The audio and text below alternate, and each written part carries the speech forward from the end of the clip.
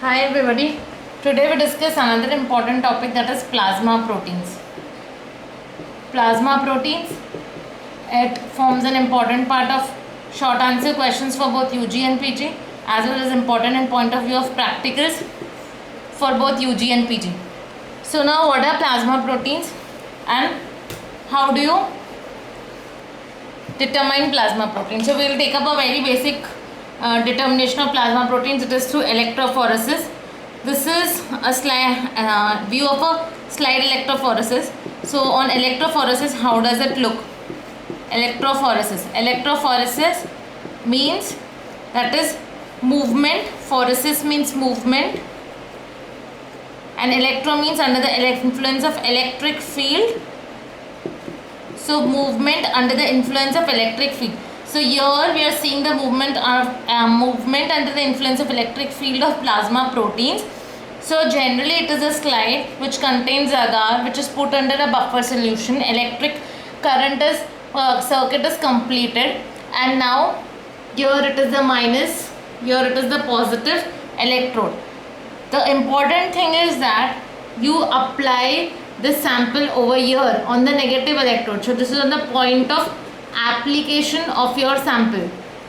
Why I am emphasizing it? Because many people get confused as to where the sample is applied. So sample is applied on the negative electrode, and depending upon the voltage and the current that is passed through the buffer solution, you find the plasma proteins as bands. So this is gamma, this is beta, this is alpha 2, this is alpha 1, and on the positive side we have albumin, which is the most abundant of the plasma protein. Okay, this is the most abundant of the plasma protein is the albumin. So it is an order. If you go from here, albumin, alpha 1, alpha 2, beta and gamma globulins, this is the way that the proteins, plasma proteins are seen on the electrophoretic slide. Now it is very clear that the albumin has to come to the positive part. So this is the albumin over here. Gamma is on the negative part where the point of application is there. If suppose, now this is when I have applied, when I have put serum. Okay, when I have put serum, then there is gamma, beta, alpha 2, alpha 1 and albumin. But suppose there is a condition where I have not put a serum and I have put a body fluid, that is CSF. So if I have put CSF, I will see one more band in front of albumin, and because it is in front of albumin, it is called as pre-albumin. It is called as pre-albumin or transthyretin So if there is a band in front of albumin and that is a pre-albumin, just say that it is a sample of CSF, cerebrospinal fluid. Then it is not a serum sample, but it is a CSF sample. In serum sample, you will have only gamma, beta, alpha 2, alpha 1 and albumin. But if it is a CSF sample, you will have a pre-albumin or a transthyretin solution sample band before the albumin. So it is clear in very small, very short. This is how plasma proteins appear on electrophoresis. Now, what is the importance of this gamma globulin, beta, beta 2, beta, alpha 1, alpha 2 globulin? This means that there are certain proteins which will come only in gamma region, which will come only in beta region, which will come only in alpha region, which will come only in alpha 2 region. So pre-albumin, as we have discussed,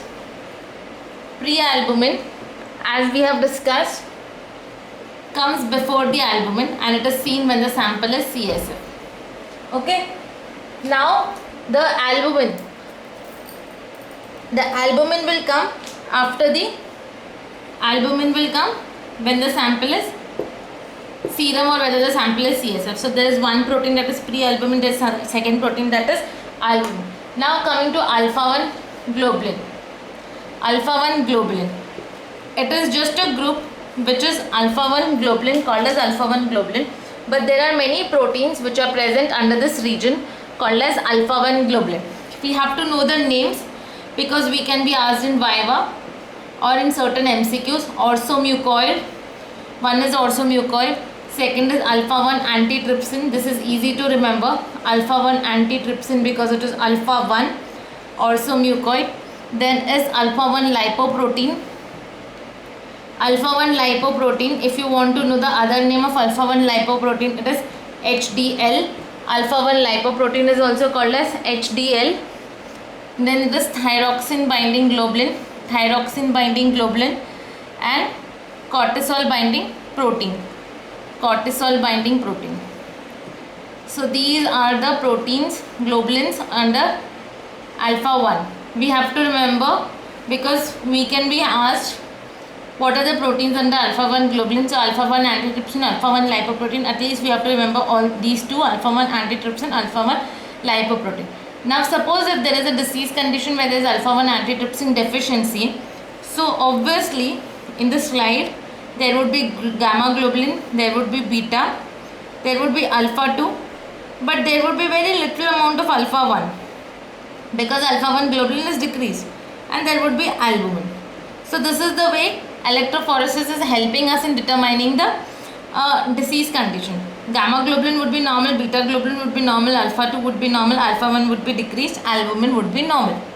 So this is the way it is helping us know which kind of disease condition is present. Okay. Now coming to, in alpha 1 globulin it is orthomucoid, alpha 1 antitrypsin, alpha 1 lipoprotein, that is HDL, thyroxine binding globulin, and cortisol binding protein. Now this much is clear, so we discuss alpha 2 globulin. Alpha 2 globulin, again there are many proteins which are present in alpha 2 globulin, that is alpha 2 globulin. Alpha 2 globulin, as the name is, alpha 2 glycoprotein, alpha 2 glycoprotein, alpha 2 glycoprotein, alpha 2 macroglobulin, alpha 2 glycoprotein, alpha 2 macroglobulin, haptoglobin, prothrombin,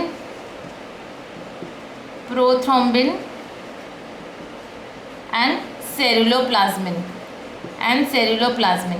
So these are the alpha 2 globulins, that is alpha 2 glycoprotein, alpha 2 macroglobulin, haptoglobin, prothrombin, and ceruloplasmin. So we have to, in this we can remember alpha 2 glycoprotein, alpha 2 macroglobin, and prothrombin, to be very precise. It can be asked in the viva. This is all you have to remember only, alpha 2 globulin.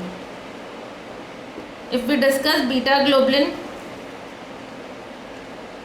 is very easy. It has beta lipoprotein, and beta lipoprotein means LDL. Then there is transferrin, plasminogen, and hemopexin. Plasminogen, hemopexin. So if you want to remember, you can remember as prothrombin and alpha 2 globulin, plasminogen and beta globulin. There is a transporter, ceruloplasmin and alpha 2 globulin. There is again a transporter, transferrin and beta globulin. There is haptoglobin in alpha 2 globulin, hemopexin, beta globulin. So in similar ways you can remember the proteins which are globulins which are present in alpha 2 globulin, beta globulin. Now after we have learnt all this, there has to be certain clinical application for remembering why we have done electrophoresis or why we have learning plasma protein. So initially I have told that if there is a pre-albumin band, alpha 1, alpha 2, beta and gamma. So if there is a pre-albumin band, then it suggests that it is CSF. Now if the albumin condition, this is albumin, and now if the albumin condition decreases, and we have very little amount of albumin,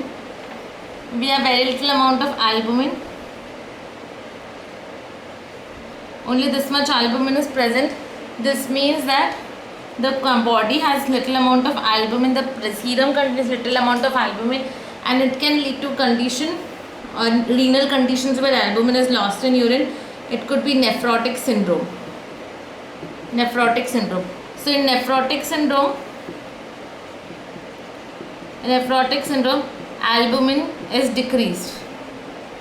Albumin is decreased a lot. So nephrotic syndrome, albumin is decreased. If pre-albumin is present, it is CSF solution sample. It is a CSF sample. If alpha-1 globulin band is decreased, it may be alpha-1 antitrypsin deficiency.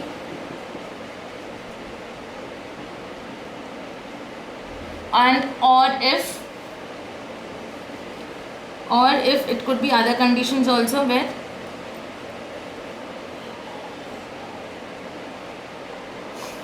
albumin band is normal. Suppose this albumin band is normal and alpha-1 is increased and alpha-2 is also increased. So if the alpha-1 is increased and the alpha-2 is also increased. So alpha-1, alpha-2, if both are increased, it could be acute infection, or otherwise, coming to the most important, of which the electrophoresis is most diagnostic. This is an electrophoretic slide where we have albumin, alpha-1, alpha-2, beta, and here we have a band of gamma. But suppose the gamma band is very little, very small. Actually, gamma band is thick as compared to alpha-1, alpha-2 and beta. So if we have very little of gamma band, this means when gamma has decreased, it could lead to primary immune deficiency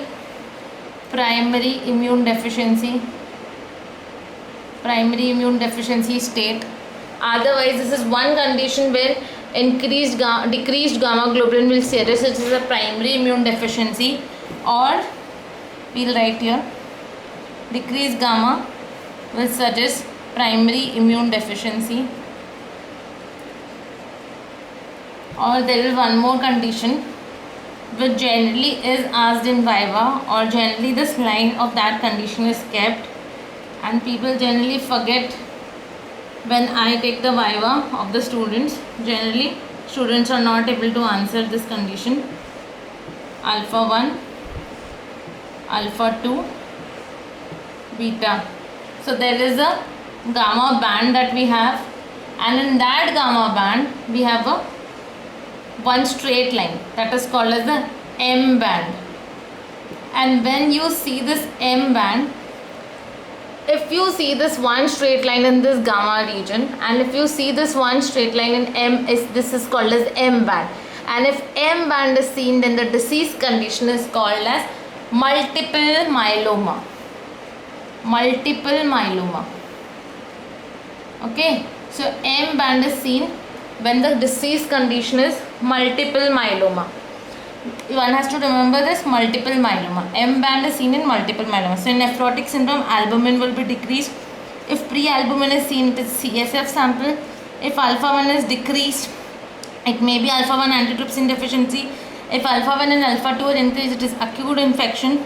If there is decreased gamma globulin, it could be primary immune deficiency.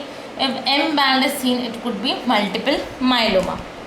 Now we have seen that the albumin comes at the positive side, the globulins are at the negative side.